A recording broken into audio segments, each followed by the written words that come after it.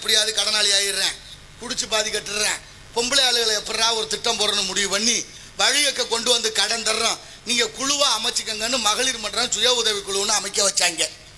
அமைச்சதும் போதும், தனக்கு காசு எடுத்து கட்ட முடியாது ஒரு பக்கம் போகுது, நம்ம நண்பர்கள் சொந்த வந்தம் கேட்குறான்னு வாங்கி கொடுத்து கட்ட முடியும். சில பேர் ஊரை விட்டே போயிட்டா தெரியுமா உங்களுக்கு? என்ன இந்த குழுவோ பெரும்பாடு வழியக்க கொண்டு வந்து யாரும் கேட்கல. என் தாய்மார்கள் நல்லா யோசிச்சு பாருங்க. காப்படி அரைப்படி அரிசி நெல் இருந்தா அதை ஆக்கி புருஷன் பிள்ளைகளுக்கு போட்டு நிம்மதியா தூங்கி எந்திரிச்சுங்க.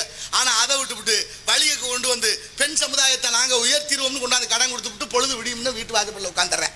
வயிற்றுல நெருப்பை கட்டிட்டு வெளியில வருதுங்க. அதுலேயும் ராத்திரி ஆனால் விளக்க பற்ற வச்சதுக்கு அப்புறம் யாருக்கும் கடன் கொடுக்கப்படாது, கடன் வாங்கக்கூடாது அப்படின்னு நமக்கிட்ட ஒரு ஐதீகம் இருந்துச்சு. இப்போ விளக்க பற்ற வச்சுக்கிட்டு நடுவை உட்காந்துக்கிட்டு அவன் எல்லாருக்கிட்டையும் காசு வசூல் பண்றேன். என்னடா கொடுமையா இருக்கு இதெல்லாம். என்ன கொடுமை நமக்கு தேவையில்லை. இது பெரிய இடத்து போடலாம், பாரமணா கோழி முட்டை அம்மிக்கெல்லாம் உடைக்கும். எங்க போய் சொல்ல எப்படி சிக்குண்டு தவிக்கிறீங்க பாருங்க. தயவு செய்து சிந்தனையோடு இருங்க. நாளைய தலைமுறையை வளர்ப்பதற்கு மிக முக்கியம். அதனாலதான் கடன்பட்ட நெஞ்சம் போல் கலங்கினான் இலங்கை வேந்தன் என்று பாடுகிறார்கள். அப்படிப்பட்ட மகத்துவம் வாய்ந்த இந்த நாட்டில் நாம் எப்படி வாழ்கிறோம், நாளைய தலைமுறையை என்ன சொல்லி வளர்க்க போகிறோம் என்பதை சிந்தித்து பாருங்கள். முத்துக்கு முத்தாக சொத்துக்கு சொத்தாக அண்ணன் தம்பி பிறந்து வந்தோம், கண்ணுக்கு கண்ணாக அன்பாக இணைந்து வந்தோம், ஒண்ணுக்குள் ஒன்னாக